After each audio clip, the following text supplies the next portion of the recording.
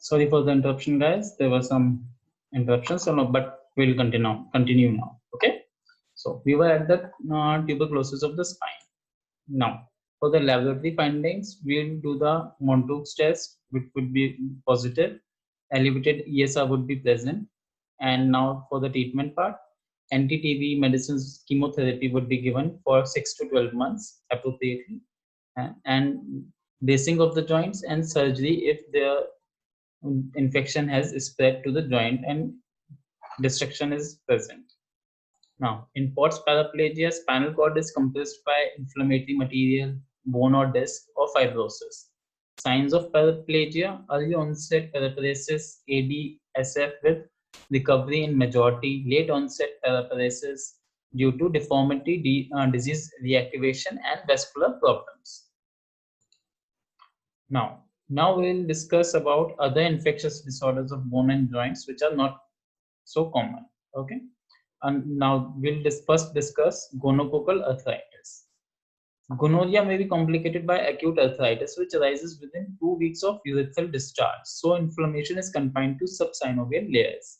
Very often, the inflammation subsides without pus formation.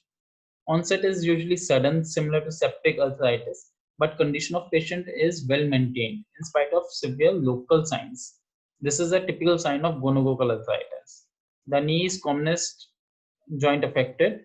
Okay, the drug of choice given here is penicillin. And now after this we'll discuss about syphilis of the joints. Syphilis of the joints can be distinguished into two parts: congenital and acquired. In congenital syphilis, the joint may be affected in early or late stage in congenital syphilis. Okay, during early stage, it is during infancy. Osteochondritis in the juxtaepiphyseal region results in breakdown of the bone and cartilage. And in congenital syphilis in later stage, a manifestation of congenital syphilis, also known as Clutton's joints. It is a painless synovitis occurring at puberty. In early case, it was happening during infancy, and now at the later stage, it is occurring at puberty.